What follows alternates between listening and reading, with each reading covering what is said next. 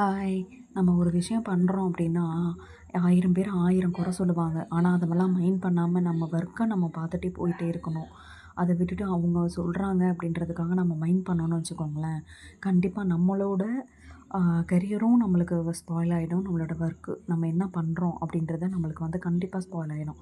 1000 பேர் 1000 சொல்லட்டும். நம்மளுக்கு தெரியும் நம்ம எப்படின்னு. நம்ம என்ன பண்ணுறோம், என்ன கரெக்ட்டா செய்கிறோம் அப்படின்றது நம்மளுக்கு தெரியும். ஸோ, அதெல்லாம் மைண்ட் பண்ணாம எப்போவுமே நம்ம ஹாப்பியா நம்மளோட கரியரும், நம்மளோட ஒர்க்கும் எப்படி பண்ணணுன்றத நம்ம கரெக்ட்டா பண்ணோம்னா, அதுவே போதும்.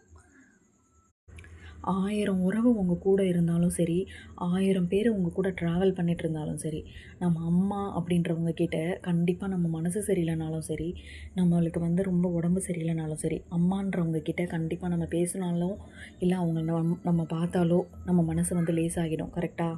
நம்ம எவ்வளோதான் ரொம்ப மனசு கஷ்டமா இருக்கு அப்படின்ற பட்சத்தில கூட நம்ம அம்மா கிட்ட பேசினா நம்மளுக்கு மனசு லேசாகிடும்.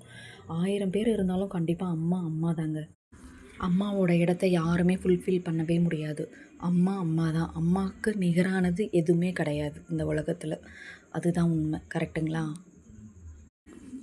இன்றைக்கி என்ன சமையல் அப்படின்றத பார்த்துடலாமா? எப்போவுமே சாம்பார் வைக்கிற மாரி இருக்குது. இன்றைக்கி பங்குனி உத்திரன்றதுனால நானும் சாம்பார் எதுவும் செய்யல. அதனால மஷ்ரூம் கிரேவி வச்சுட்டு ரசம், சாப்பாடு, அப்புறம் பட்டாணியும் வேர்க்கடலையும் ஊற வச்சுருந்தேன் நைட்டு. அது ஸ்நாக்ஸுக்கு பண்ணிட்டேன். அதுக்கப்புறம் அது எல்லாமே லஞ்ச்சு ரெடி பண்ணி கட்டிட்டு கிளம்பிட்டோம். அவ்வளோதான் இன்றைக்கி. வீடியோ பிடிச்சிருந்தா லைக் பண்ணுங்கள், ஷேர் பண்ணுங்கள், சப்ஸ்கிரைப் பண்ணுங்கள். ஓகே, பாய். இதே மாதிரி வீடியோவில் நெக்ஸ்ட் வீடியோ பார்க்கலாம். பாய்.